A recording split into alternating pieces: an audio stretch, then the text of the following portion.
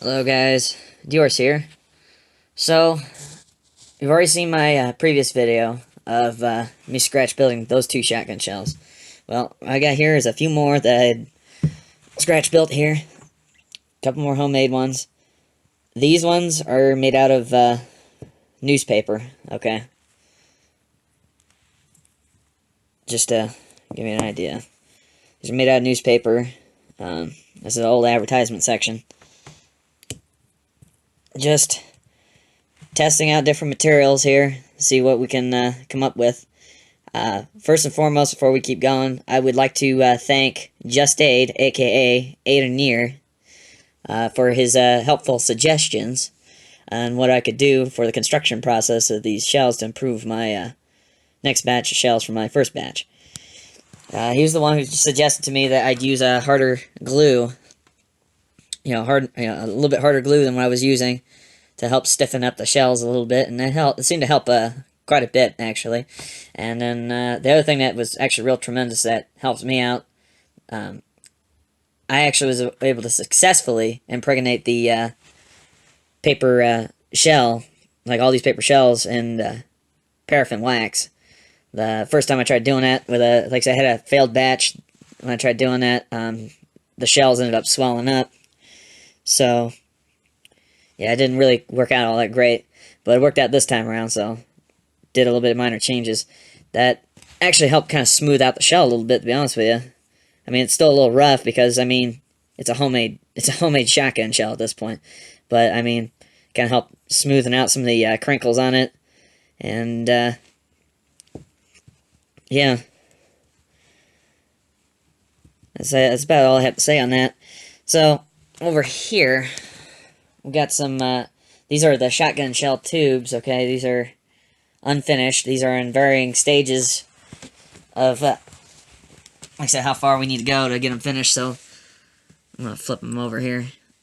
I forgot to bring down was a regular plastic shell to put these side by side.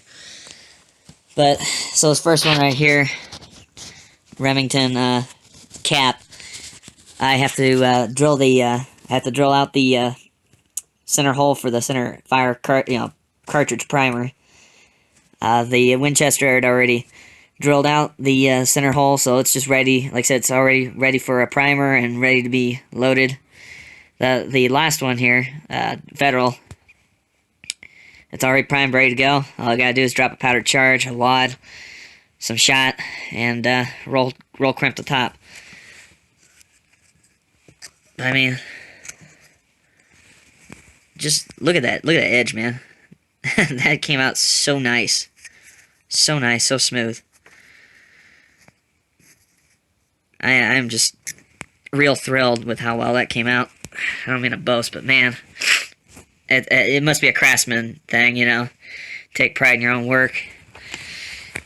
And this right here, so I've actually got those all those loaded up with double-aught buckshot. The white ones are loaded up with steel shot.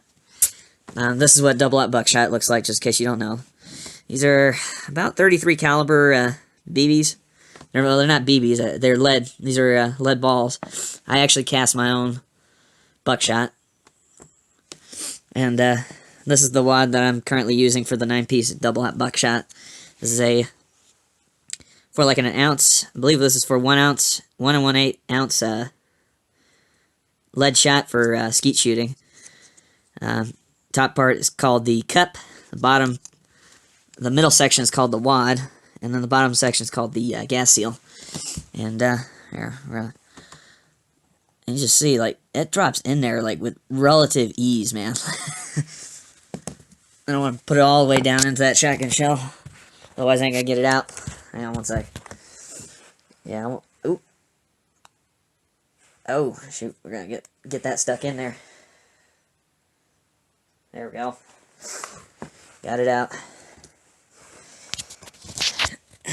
Now, here's a couple things I'm going to go over, just basic rundown how I construct these. So I need a custom dowel rod to use as a sizing rod to make these tubes. I use wood glue, okay? exterior grade wood glue, and I use strips of paper, and I've just wrapped it around this rod. This rod I've also impregnated with wax to help keep the tubes from sticking when I go to pull them off. But I wrap these strips around this dowel rod and glue them on, layer them, and then let it cure for a little bit, and then I take it out, and I'll put it into a molten vat of hot wax to impregnate the tubes while the tube's still attached to the rod. And the rod being in the center helps keep the inside of the tube from trying to swell up. That was one of the issues I had from one of the previous batch of shotgun shells. So, whereas these ones, these are not wax impregnated. All I did was coat the outside with wax. These are impregnated inside and out with wax. So the wax, the combination of wax and using the wood glue in lieu of the regular Elmer's glue actually really helps these out a lot. So the base caps of all these shells, I reinforced with these cardboard discs, okay? Now, I call these cardboard, but they're technically not cardboard. They're like a more of a pressed paperboard. These are, I cut these with a punch.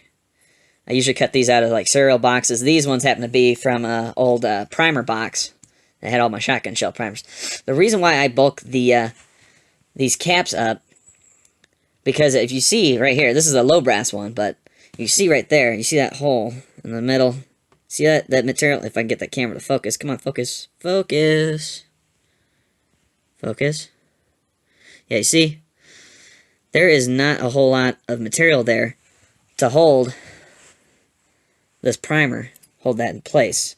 That's one of the reasons why I bulk that up. And if you ever buy a box of factory shotgun shells and after you're done shooting them off and you decide to cut one up, you'll see that at the bottom it's usually packed with either some sort of cardboard or they'll pack it with a plastic, some sort of like a plastic gas seal.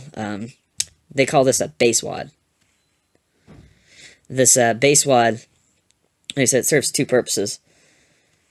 Like I said, it gives the primer a place to basically seat, but this also reinforces the cap here. It keeps the primer from getting blown out from the backside of the cap. It keeps the cap from getting blown out as well.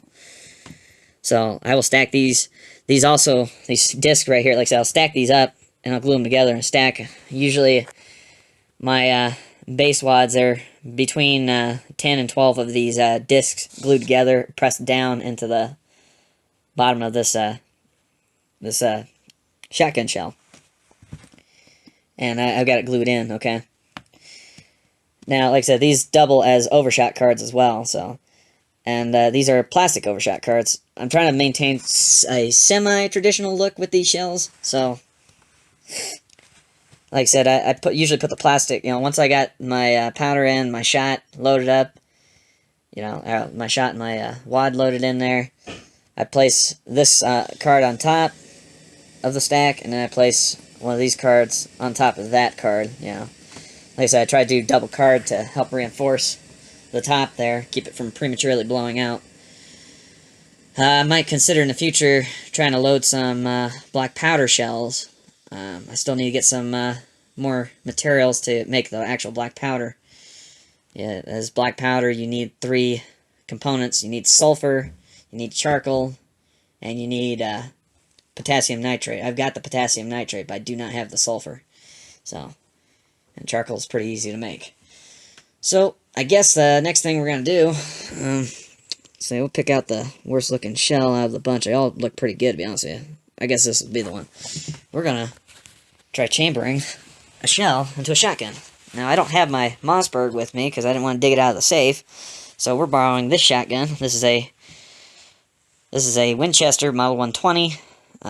So we're going to see about getting this chambered, alright? Just like last time. And I'm going to try setting the camera up so you guys can see.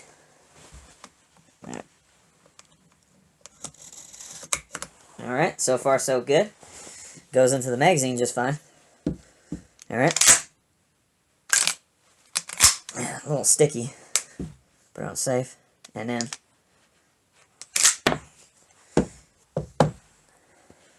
here we go. Cycles and ejects. So, yeah, that's pretty much all there is to it. Well, I think I've let this video run on long enough. I'm Diorce, and I'm out. You guys have yourselves a good one. Bye-bye.